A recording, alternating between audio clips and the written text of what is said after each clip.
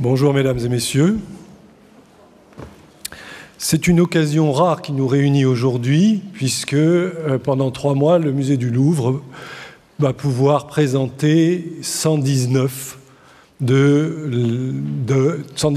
pastels de sa collection, ce qui est un événement tout à fait exceptionnel, puisque la dernière fois qu'un tel ensemble avait pu être présenté, c'était dans les années 1970. Jusqu'à présent, on pouvait admirer un choix de ces œuvres dans le couloir des Poules, ce petit couloir situé au 2e étage de la cour carrée du Louvre, et dans une salle adjacente où était présenté de manière permanente depuis plus de 30 ans le portrait de Madame de Pompadour par Maurice Quentin de la Tour. Toutes ces œuvres vont désormais, à l'issue de l'exposition, gagner les réserves pour être mises à l'abri pendant plusieurs dizaines d'années de la lumière, parce qu'elles sont effectivement très fragiles, et on en a vu la conséquence lorsque le portrait de Madame de Pompadour a été l'objet d'un soin attentif de la part de l'équipe de restauration qui avait été mise en place pour donc la restaurer, en constatant que la poudre qui était dissimulée dans la feuillure du cadre était d'une intensité de couleur beaucoup plus importante que celle qui était restée malheureusement exposée pendant plus de 30 ans à la lumière. Donc les salles qui se trouvaient au 2e étage de la cour carrée vont disparaître, et on aura l'occasion de voir des pastels dans la nouvelle salle dédiée aux techniques et aux gestes des arts graphiques, qui, elle, ouvrira dans la Rotonde Sully à partir du 18 octobre de cette année, et permettra de présenter quelques-unes de ces créations pendant une période de 3 mois, avec un changement 3 fois par an.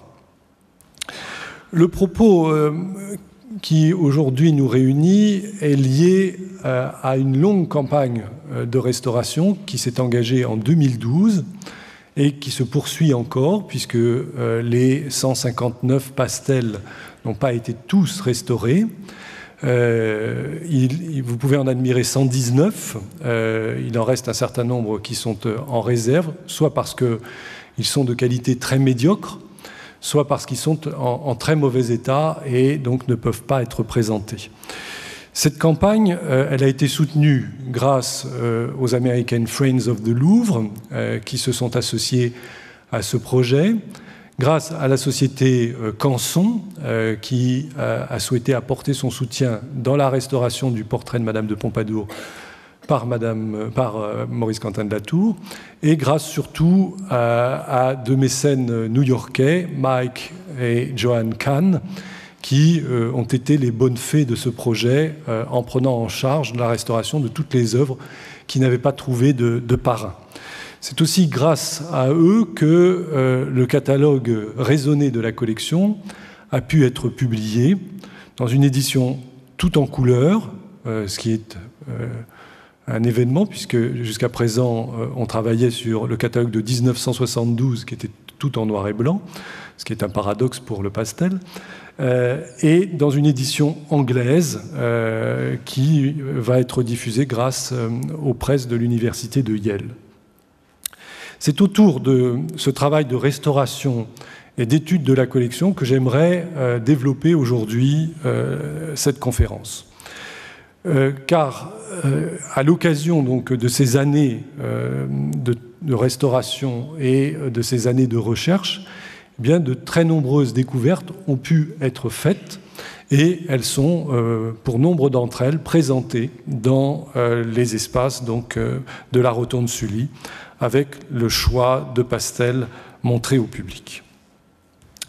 Alors, ces découvertes, elles ont été rendues possibles à la fois parce que pendant ces nombreuses années, à l'occasion de la restauration, nous nous sommes penchés de plus près sur les œuvres. Nous en avons démonté les protections arrière, nous avons pu voir les œuvres sans leurs encadrements, sans les verres, etc., et mieux comprendre, pour un grand nombre d'entre elles, la manière dont elles avaient été créées, parce qu'elles ont aussi été l'occasion d'un certain nombre de découvertes que je vais vous présenter. Le gros travail, lorsqu'il s'agit de rédiger un inventaire d'une collection, est bien entendu de se poser des questions sur les noms des artistes, sur les noms des modèles, sur les datations, sur les historiques. Et très souvent, on se rend compte que des informations que l'on pensait ne poser aucun problème se révèlent erronées. Alors, ces années d'études ont permis, dans un premier temps, en particulier, des réattributions. Et j'aimerais commencer avec ce très beau portrait de religieuse qui était entré dans les collections du musée du Louvre grâce à la générosité de Lady Ashburn, comme un portrait de Madame Louise par un anonyme. Madame Louise était une des filles de Louis XV et elle est entrée au Carmel de Saint-Denis, où elle est restée jusqu'à la fin de sa vie. Jusqu'à présent, cette identité était généralement retenue et très souvent on voyait ce pastel reproduit en l'associant au nom donc, de Madame Louise. La difficulté, c'est que Madame Louise, qui a été portraiturée par d'autres artistes, avait les yeux marrons.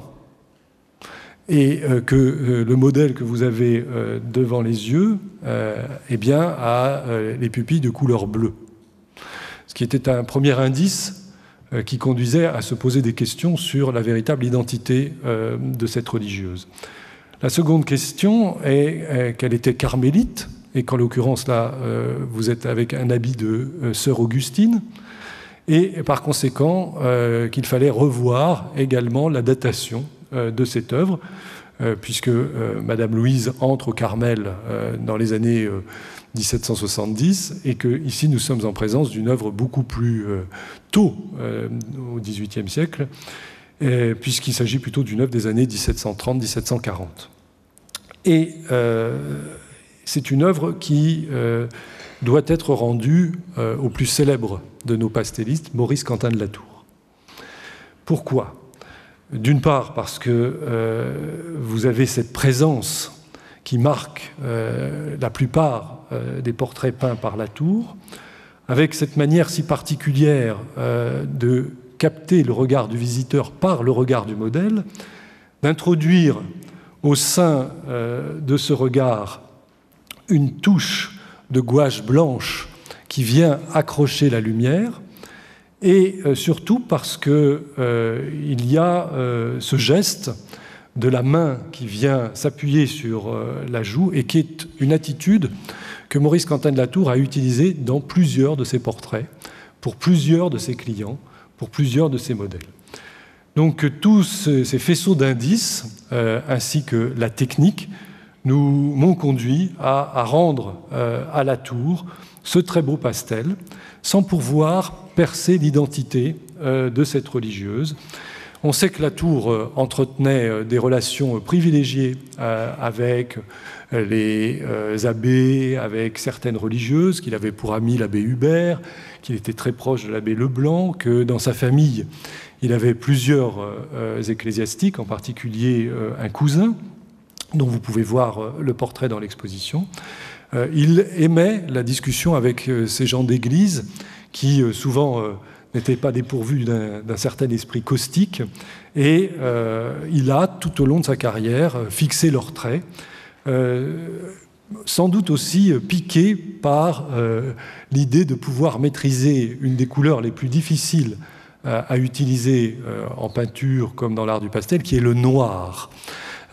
Étant donné que ces religieux étaient très souvent vêtus de noir, donc il fallait, avec ce ton, réussir à modeler un volume, à accrocher les lumières sur des étoffes et à transcrire les matériaux de la manière la plus illusionniste possible.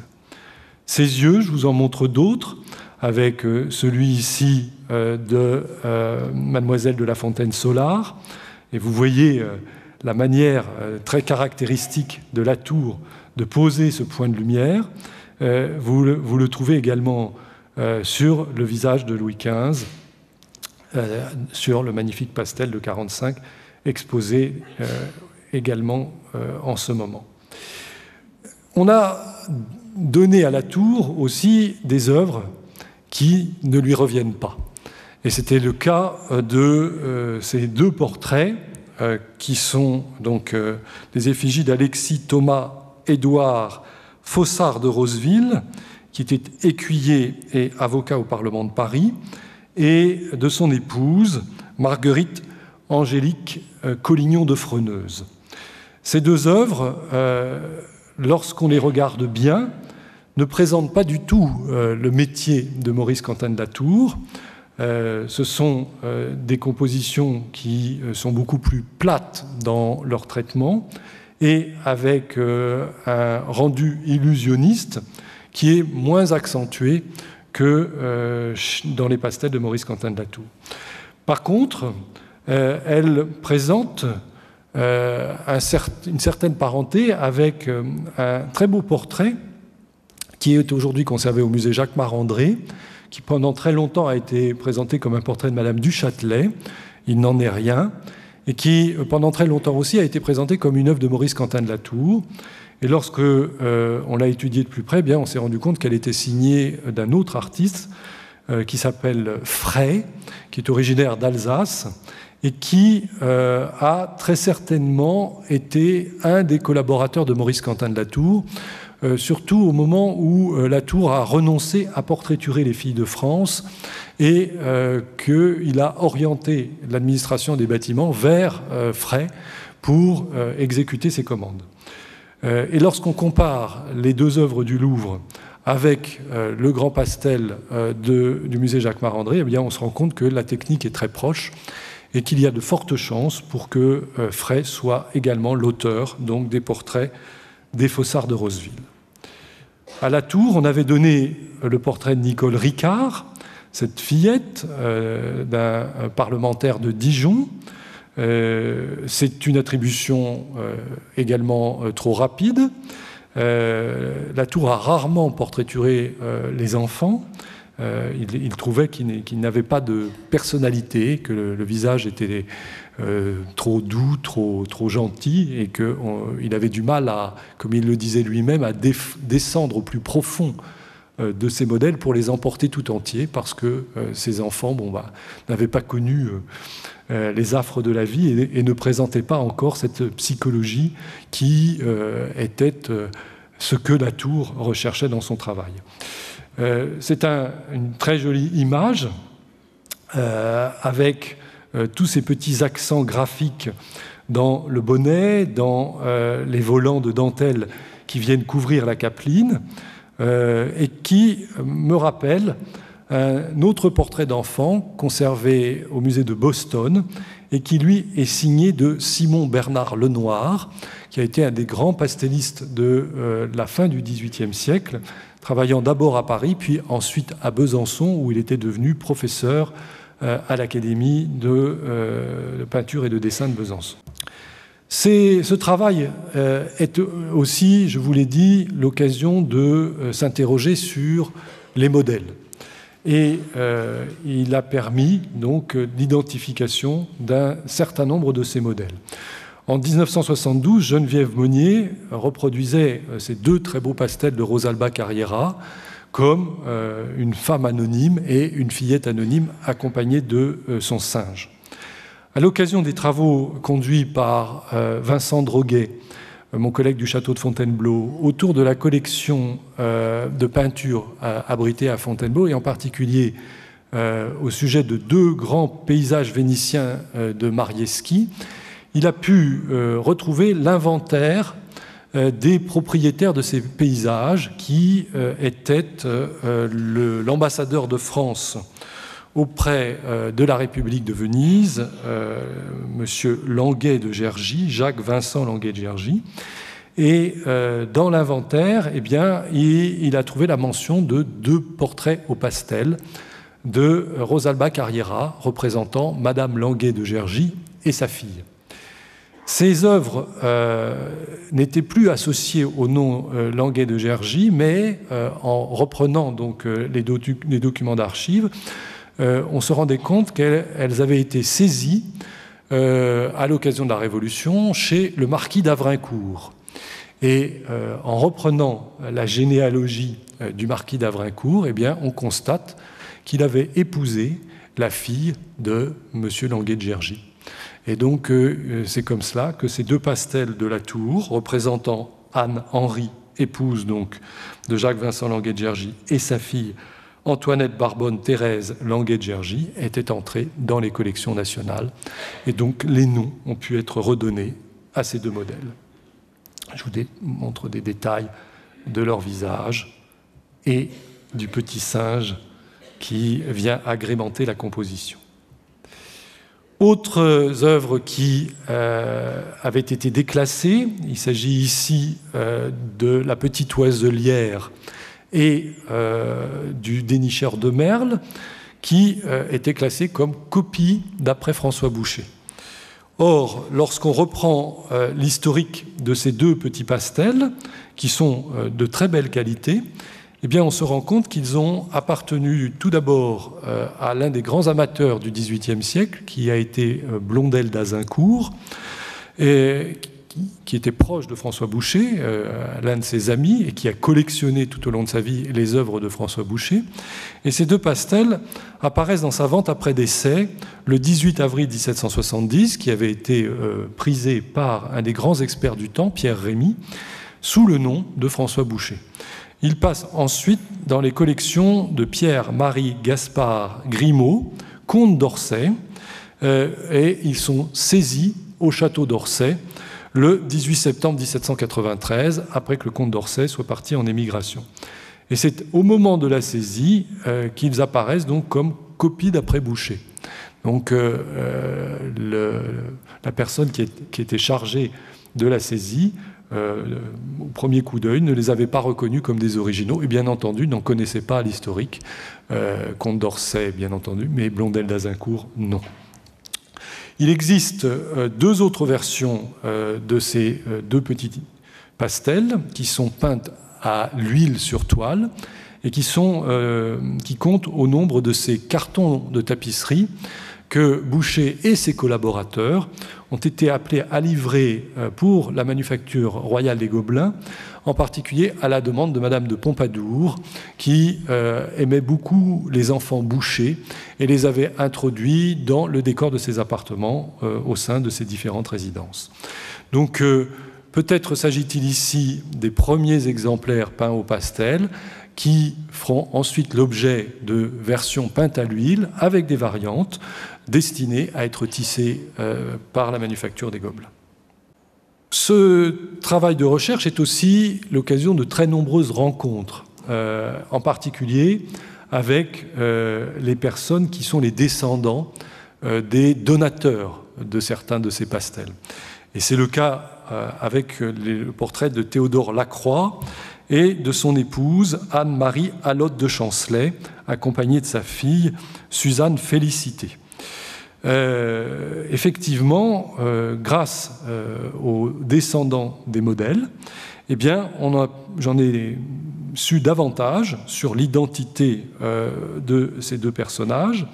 Monsieur Lacroix appartenait à une famille de l'arrière-pays nîmois. Il était né à Saint-Hippolyte et il était devenu directeur des sous-fermes de Provence du Dauphiné et du Lyonnais de 1750 à 1756, avant d'être nommé directeur des domaines des généralités de Toulouse, de Montpellier, de Montauban et de Perpignan de 1758 à 1760, et enfin directeur de la correspondance des domaines des mêmes régions de 1761 à 1777. Ce sont des éléments dont on ne disposait pas jusqu'à présent et qui permettent donc de mieux connaître ces modèles. C'est aussi parfois le cas avec des œuvres célèbres. Vous avez ici un pastel de Louis Vigée, le père de Madame Vigée-Lebrun, qui s'inspire d'une composition peinte par Rosalba Carriera. Louis Vigée reprend l'attitude du modèle, la disposition des mains, du bras, etc. Et jusqu'à présent, eh bien, cette jeune demoiselle était appelée Mademoiselle d'Estraray ou d'Estradet, mais par chance, on disait qu'elle était la petite fille de Jean Racine. Et lorsqu'on reprend la généalogie de Jean Racine, le célèbre auteur dramatique, eh bien on se rend compte effectivement qu'il avait pour petite-fille Anne Racine, qui épousa le 21 janvier 1746 Louis-Grégoire Mirlot de Neuville, célébrissime famille de fermiers généraux qui a commandité de nombreuses œuvres à La Tour, à Vigée et à Pigalle, et que Louis-Grégoire Mirlot de Neuville était seigneur de la Berruère des Radrets d'Illiers. Et donc, ces des Radrets d'Illiers étaient devenus mademoiselle d'Estraret. C'est également le cas avec une des œuvres les plus célèbres du musée, le portrait de la petite fille aux cerises par John Russell, qui, il y a très peu de temps, a pu être identifié par Neil Jeffreys, qui est un spécialiste du pastel et à qui on doit un dictionnaire en ligne extrêmement précieux, le dictionnaire des pastellistes, et qui était frappé par le fait que l'on ne connaisse pas l'identité de ce modèle. Et il a donc été dans la commune de l'Aube, où se trouvait autrefois le donateur qui a offert au musée du Louvre en 1869 ce pastel. Il s'agit d'Alfred Dehaney Vickery. Et il a retrouvé aux archives de l'Aube l'ensemble des papiers laissés par Alfred Dehaney Vickery, et il s'est rendu compte eh bien, que le pastel représentait sa mère, Mary Hall, lorsqu'elle était tout enfant, ce qui a permis donc de donner un nom à la fillette aux cerises. Alors, ça, ce sont des éléments nouveaux découverts grâce aux informations communiquées, grâce au travail dans les archives, grâce parfois à des faits très fortuits. Mais il y a aussi eu tout un ensemble de découvertes à l'occasion donc de la campagne de restauration. Le pastel est généralement exécuté sur du papier qui a été marouflé sur une toile, puis ensuite tendu sur un châssis. Certains des pastellistes accomplissaient eux-mêmes ce travail, d'autres se contentaient d'aller acheter les châssis avec la toile et les papiers tendus au préalable. Certains artistes ont travaillé aussi sur d'autres supports, en particulier sur le vélin, et c'est le cas par exemple de Lyotard ou de Jean-Baptiste Perronneau, ou parfois sur des supports beaucoup plus rares, donc un portrait qui est peint sur une plaque de cuivre, ce qui est tout à fait extraordinaire. C'est le seul exemple que je connaisse d'un portrait peint sur cuivre. Alors, généralement, le châssis est protégé à l'arrière, soit par des planches, soit par du carton, soit par plusieurs épaisseurs de papier, de façon à éviter les chocs, de façon à éviter qu'ils ne s'empoussièrent. Une grande part du travail de restauration a été d'ailleurs d'enlever ces protections pour pouvoir dépoussiérer les châssis, pour pouvoir enlever les scrupules qui s'étaient parfois glissés entre le châssis et la toile de marouflage, pour pouvoir aussi dépoussiérer la face et enlever les moisissures qui pouvaient s'être développées, en particulier dans les tons les plus sombres. Et parfois, donc, lorsqu'on notait la protection arrière, eh bien, on avait une très heureuse surprise. Et ça a été le cas avec le portrait de Marie Lexinska par Maurice Quentin de la Tour, qui est une œuvre célébrissime, et qui dissimulait, donc, comme carton de fond, eh bien, la préparation pour le portrait de la dauphine Marie-Joseph de Saxe. Alors, on ne sait pas comment et à quelle date cette préparation a été utilisée en carton de fond. Sans doute après 1756-1760, puisque le pastel représentant Marie-Joseph de Saxe a été commencé en 1956, achevé en 1760 et montré au Salon en 1761. Il est très curieux donc qu'il ait été utilisé au dos du pastel de Marie Legzinska. Alors peut-être au XIXe siècle, lorsque on a cherché à protéger avec le premier carton qui se présentait. Cette œuvre est extrêmement intéressante parce qu'elle vous donne une idée de en quoi consistait le travail en présence des membres de la famille royale. La famille royale n'accordait que très peu de séances de pause et généralement des séances très courtes. Et donc, il était important de pouvoir travailler vite. Et le pastel est un médium qui permettait aux artistes de travailler vite. Ce qui fait qu'à plusieurs reprises, Latour a eu face à lui Louis XV, Marie Legzinska et les membres de sa famille.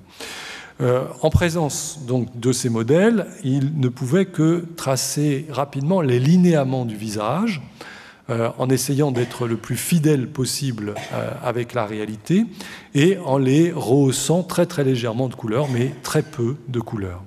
Cette préparation, ensuite, il la transportait dans son atelier et elle lui servait de modèle pour peindre le pastel, donc dans l'atelier, en toute quiétude. Alors on sait que pour exécuter une œuvre de grand format, et elle est présentée dans l'exposition, il s'agit du portrait de René Frémin, il travaillait en 7 jours. Donc ça veut dire qu'il travaillait extrêmement vite. Pour peindre le portrait de la Dauphine, il avait certainement mis beaucoup moins de jours, puisque c'est une œuvre de beaucoup plus petite dimension.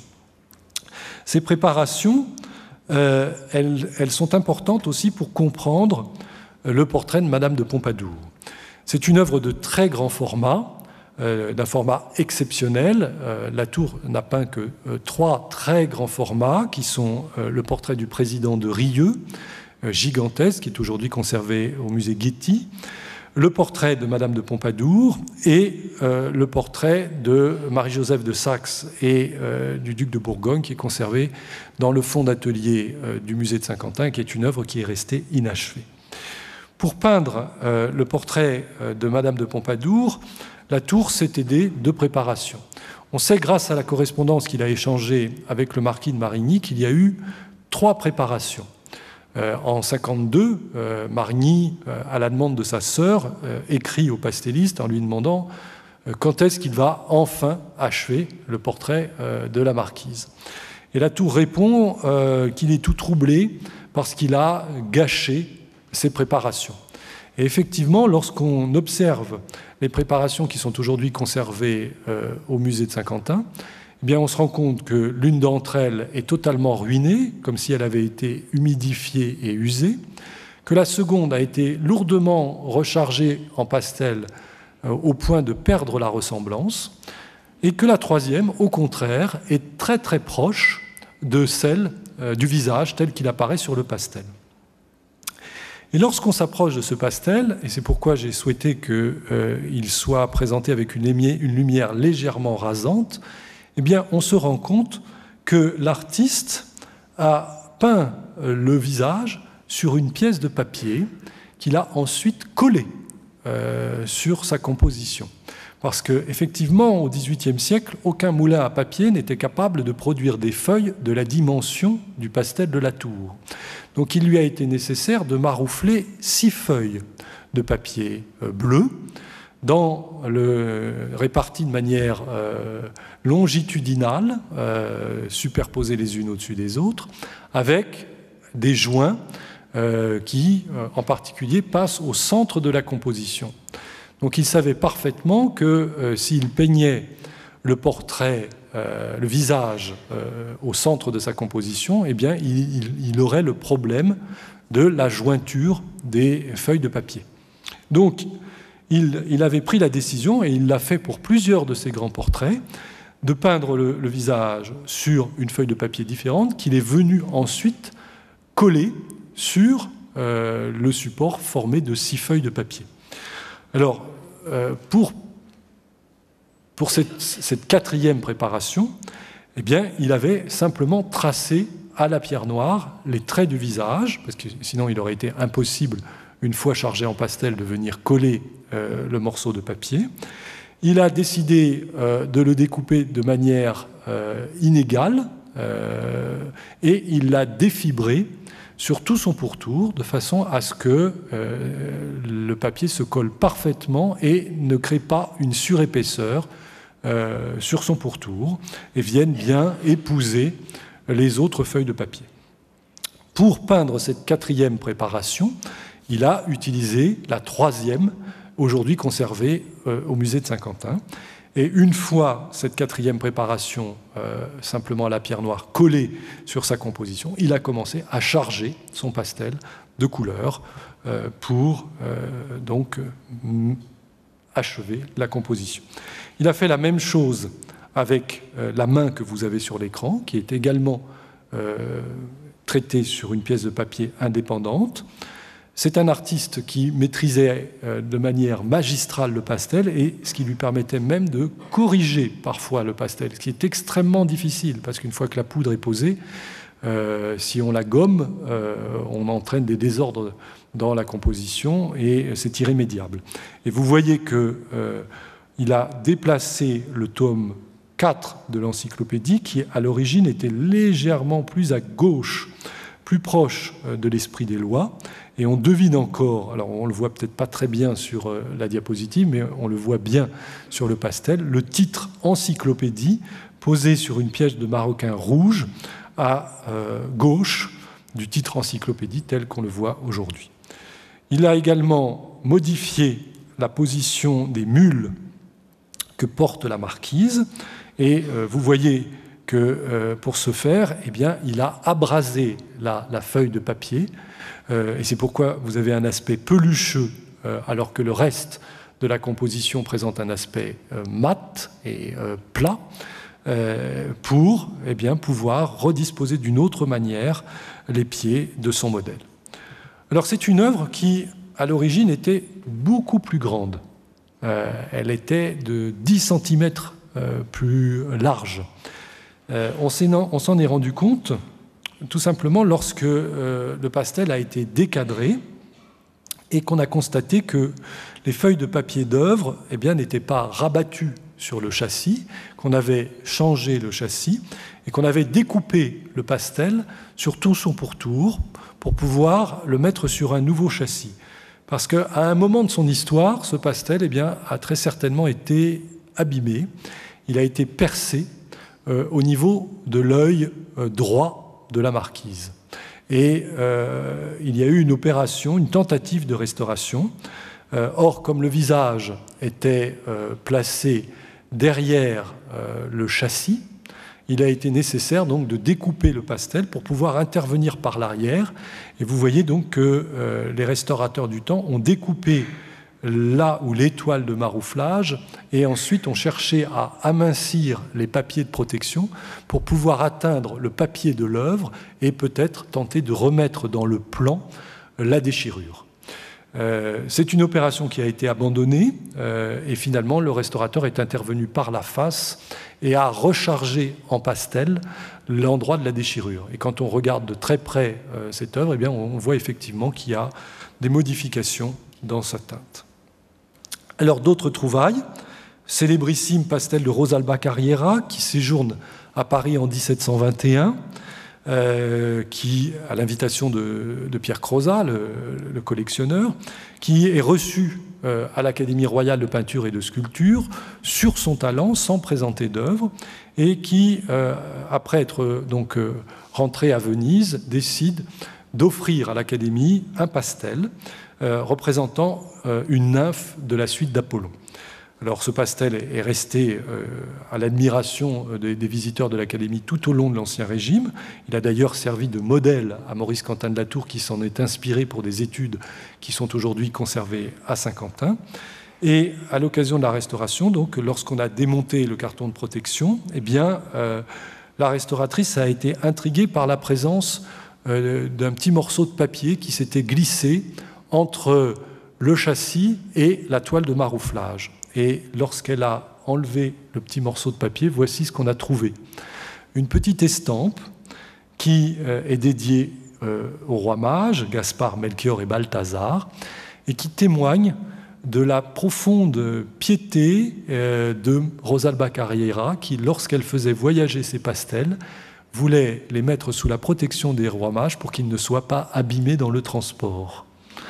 Et on a trouvé cette petite estampe dissimulée sur un pastel aujourd'hui conservé à Windsor, et on l'a également trouvée sur des pastels conservés à Dresde.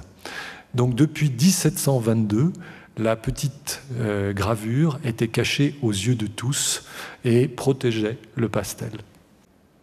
Autre découverte liée à la campagne de restauration. Jusqu'à présent, le célébrissime portrait de Marie-Anne Huquier avec son chat par Jean-Baptiste Perronneau était en partie dissimulé par une Marie-Louise de Bois-Doré qui cachait tous les angles de la composition. Alors en partie haute à droite, cette Marie-Louise dissimulait la signature de l'artiste, et en partie basse à gauche, elle dissimulait une grande déchirure du parchemin. Et donc l'œuvre était complètement ouverte. Et ça a été un très très fastidieux, long et patient travail pour petit à petit rapprocher les deux lèvres du parchemin de façon à les remettre dans le plan et à les coller lèvre à lèvre à l'aide de bandes de papier japon qui sont posées au dos du vélin. Autre trouvaille, cette fois-ci avec un pastel de Joseph Ducreux. Ducreux a été un des élèves de Maurice Quentin de la Tour. Il est lancé tout simplement lorsqu'il obtient en 1769 la commande du portrait de la petite archiduchesse Marie-Antoinette. Les négociations sont en cours pour marier le futur Louis XVI avec Marie-Antoinette. Et comme très souvent dans cette politique de mariage, des portraits sont nécessaires. Donc Marie-Thérèse écrit à Louis XV qu'il n'y a aucun artiste capable à Vienne de fixer de manière fidèle les traits de sa fille. Et elle demande à Louis XV de lui envoyer un peintre, un portraitiste. Dans un premier temps, on approche François Hubert Drouet, mais qui va demander une somme extrêmement importante. Et l'administration, ne sachant pas si le mariage allait avoir lieu et si Marie-Antoinette était une jolie jeune femme ou un laidron, décida donc d'envoyer un artiste plus jeune et beaucoup moins onéreux. Et le choix se porta sur Joseph Ducreux, qui partit donc presque un an à Vienne et qui, donc pendant son séjour, portraitura tous les membres de la famille impériale, et en particulier la petite archiduchesse Marie-Antoinette. C'est son portrait donc qui, à Versailles, fut présenté à Louis XV, qui trouva donc l'enfant très joli et qui permit donc aux négociations de se poursuivre et au mariage d'avoir lieu.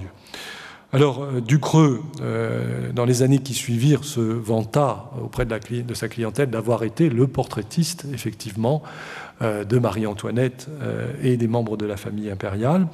Mais au moment de la Révolution, cette réputation, il chercha très vite à la faire oublier, et il devint le portraitiste attitré des membres de la Convention. Un peu opportuniste donc. Ce qu'il est intéressant de souligner, c'est qu'entre les œuvres des années 1760, soit les portraits peints de la famille impériale, et les œuvres des années 1790, eh bien, le style de Ducreux a évolué de manière assez spectaculaire, parce que ces premiers pastels sont des pastels modestes, d'une technique somme toute peu savante, alors que à partir des années 1780, eh bien, on découvre un Ducreux qui manie le pastel avec beaucoup plus de brio. Et on en a ici un très bel exemple avec le portrait donc, de Thibaut de Lavaux, qui a été chargé du journal de la montagne pendant quelques mois. Les années révolutionnaires sont des années difficiles pour tous ces portraitistes parce que, bien entendu, on est beaucoup moins enclin à poser. Et donc, ce sont des années où les portraitistes vont chercher à faire des économies.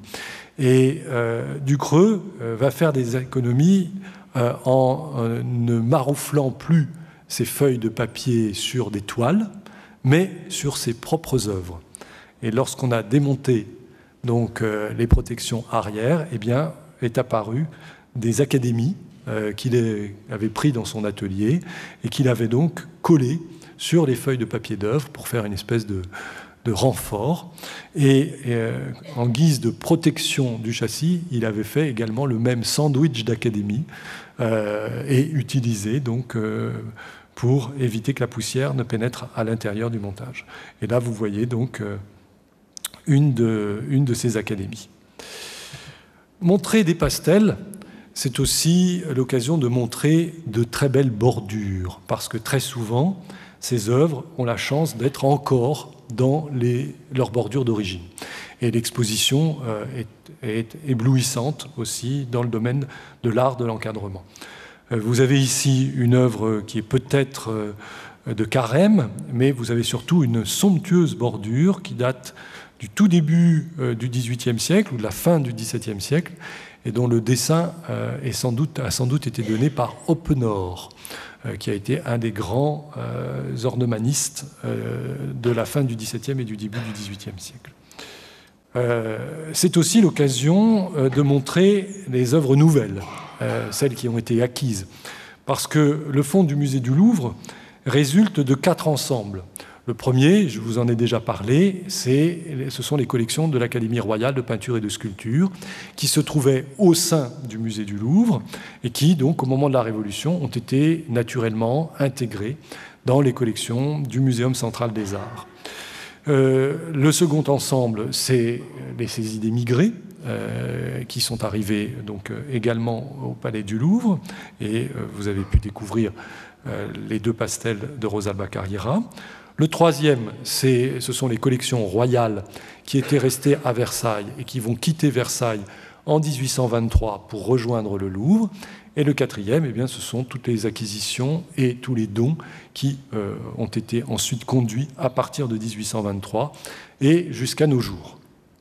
Alors, parmi les acquisitions récentes, vous avez ce très bel autoportrait de Maurice Quentin de la Tour, le fameux autoportrait à l'index, ou autoportrait en Démocrite, ou autoportrait à l'œil de bœuf, qui est une œuvre qui a permis à la Tour de divulguer les traits de son visage, et qui a été extrêmement célèbre, et qui plaisait tout particulièrement aux pastellistes, au point d'en démultiplier les versions, jusque tard dans sa carrière.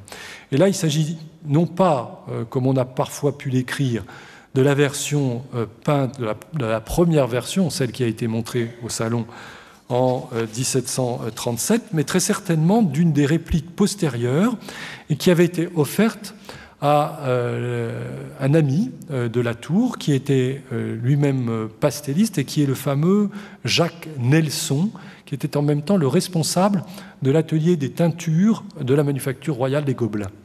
On connaît quelques œuvres de Jacques Nelson au pastel qui sont conservées en Angleterre dans des collections privées. Et l'historique de ce pastel avait été conservé et permettait donc de le suivre depuis le don par la Tour en 1776 à Jacques Nelson jusqu'à nos jours, jusqu'à ce que la descendance de Nelson s'en sépare et que le Louvre puisse l'acquérir. Alors c'est une œuvre très certainement des années 60, tout simplement parce qu'elle ne présente pas la technique du début de la carrière. On voit très nettement évoluer le style de la Tour, qui, dans les premières années, n'hésite pas à fondre la poudre à l'aide de son doigt, de façon à créer un velouté, et qui, avançant donc en âge et cherchant à caractériser davantage ses modèles, va au contraire multiplier les petits accents graphiques sur les visages, et sur certains visages masculins, eh bien, on a l'impression que la peau est presque grêlée. Et c'est le cas avec cet autoportrait à l'œil de bœuf qui ne présente pas du tout, comme d'autres exemplaires, ce côté fondu et velouté, mais au contraire un métier plus heurté, plus masculin, on disait au XVIIIe siècle, et qui correspond donc aux années de la fin de la carrière. Alors, il est intéressant de comparer les différents autoportraits de la Tour, avec ici la préparation offerte par le comte Isaac de Camondo pour l'un des tout derniers autoportraits de l'artiste, qui est resté inachevé. Il est intéressant aussi, et c'est pourquoi j'ai souhaité cet accrochage de mettre en parallèle des visages, les mêmes visages par différents artistes. Vous avez ici le visage de Chardin par Maurice Quentin de La Tour, et là, La Tour décrit le secrétaire de l'Académie royale de peinture et de sculpture, en perruqué, jabot de dentelle, élégamment vêtu d'une veste de velours noir, et qu'il faut mettre en parallèle avec le fameux autoportrait au Bésicle, œuvre donc de la fin de la carrière de Chardin, qui, contraint donc par la dégradation de sa vue en raison de l'utilisation tout au long de sa carrière de cicatifs à base de plomb dans sa peinture à l'huile, donc d'abandonner la peinture à l'huile et de se tourner vers le pastel, et va livrer donc ses œuvres magnifiques, autoportrait au Bésicle, autoportrait à l'abat-jour, autoportrait au chevalet, qui compte parmi les chefs-d'œuvre de l'art du pastel du XVIIIe siècle français. Je vous parlais de cadres, de bordures. Vous avez ici le portrait de Max Emmanuel de Bavière par Joseph Vivien. La bordure a été sculptée par son frère, qui était sculpteur sur bois. Voici les célèbres portraits de Louis XV et Marie Lexinska dans leur bordure de Morizan, qui a été un des grands sculpteurs travaillant pour la couronne et livrant à de nombreuses reprises des cadres pour les portraits peints à l'huile comme les portraits peints au pastel. L'occasion donc aussi de découvrir les nouvelles acquisitions. Je vous ai montré tout à l'heure l'œil de Mademoiselle de La Fontaine-Solar. Voici son image avec cette jeune femme de 15 ans qui est portraiturée en 1738. C'est une des toutes premières œuvres de Maurice Quentin de La Tour connues. C'est une œuvre qui souligne le mystère La Tour, parce qu'il est vrai qu'avant 1738, on ne sait rien de ce qu'il produit, et qu'on constate qu'en 1738, il maîtrise déjà parfaitement le pastel, donc on aimerait bien connaître les œuvres qu'il a pu exécuter avant 1938 pour voir comment il a évolué dans le maniement des bâtonnets de pastel. C'est une œuvre qui va être déterminante pour sa carrière, puisque Mademoiselle de La Fontaine-Solar était la nièce du président de Rieux. Et c'est grâce donc à ce pastel qui est montré au Louvre en 1738 que La Tour va obtenir la commande du grand portrait en pied aujourd'hui conservé au Getty, puis la commande de la seconde épouse du président de Rieux, Madame de Boulainvilliers, en habit de bal, aujourd'hui conservé au musée Cognac-Jay à Paris. Cette œuvre a été extrêmement célèbre. Elle a été montrée dans de nombreuses expositions du début du XXe siècle parce qu'elle appartenait à Arthur Veil-Picard, qui était un grand amateur d'art français du XVIIIe siècle.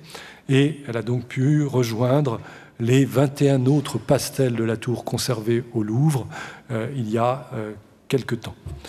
Autre nouveauté, cet immense pastel par Simon Bernard Lenoir, représentant l'acteur Lequin dans le rôle d'Orosmane de la pièce Zahir de Voltaire.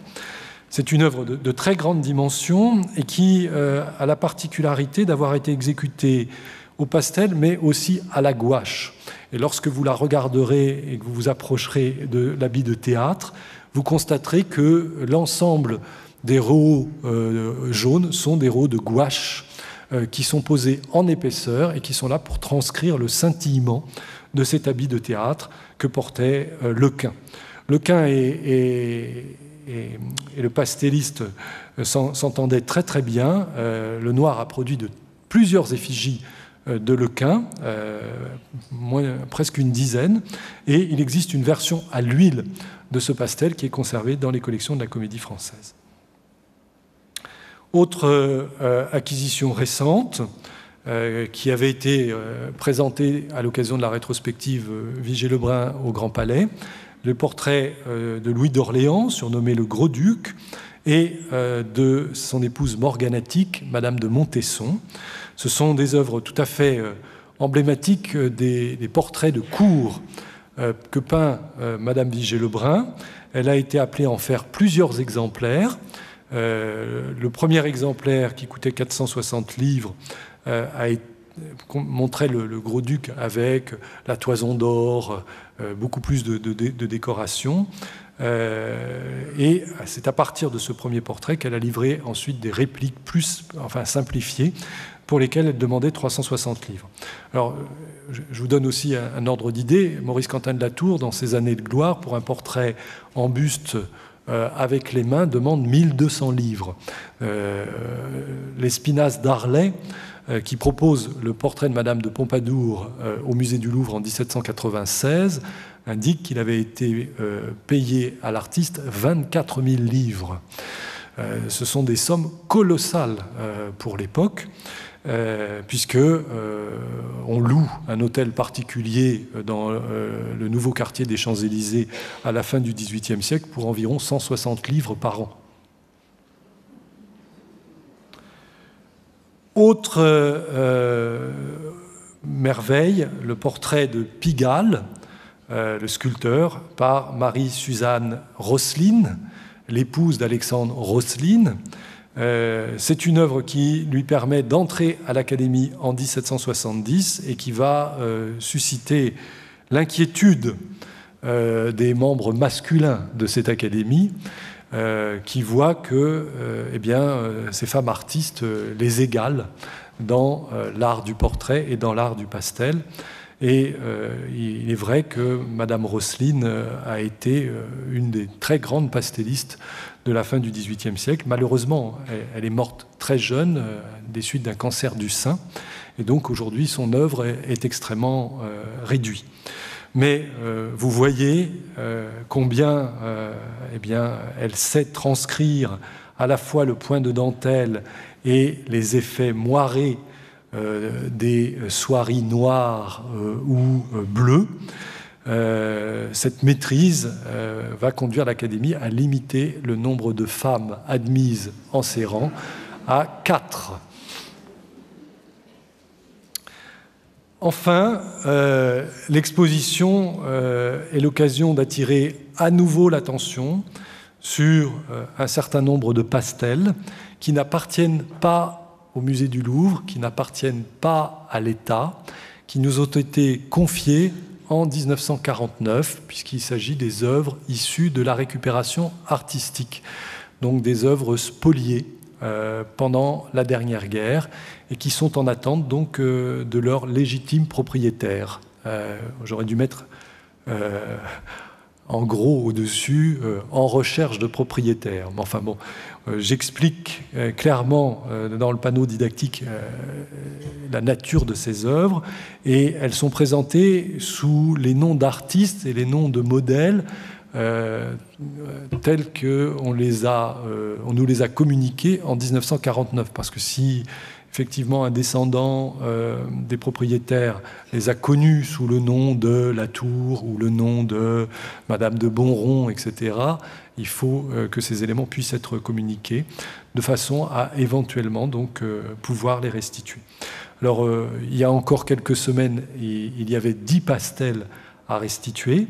Grâce au travail conduit par Juliette Tray, l'une de mes collaboratrices au département, qui est particulièrement chargée de ces questions donc, d'œuvres spoliées, on a pu retrouver les ayants droit des propriétaires de 2 de ces pastels, donc, qui du coup ne sont pas sur ce mur. Et il y en a 2 autres qui sont déposés depuis 1952 au musée des Beaux-Arts d'Orléans et qu'il faut donc aller voir à Orléans puisque le musée n'a pas souhaité les prêter au musée du Louvre pour la rétrospective. Donc c'est à nouveau un moyen d'attirer l'attention sur ces œuvres qui cherchent leur propriétaire. Tout cela, et bien plus encore, vous le retrouverez dans le livre que vous pouvez trouver à la sortie de la salle et à la librairie du musée. Je vous remercie.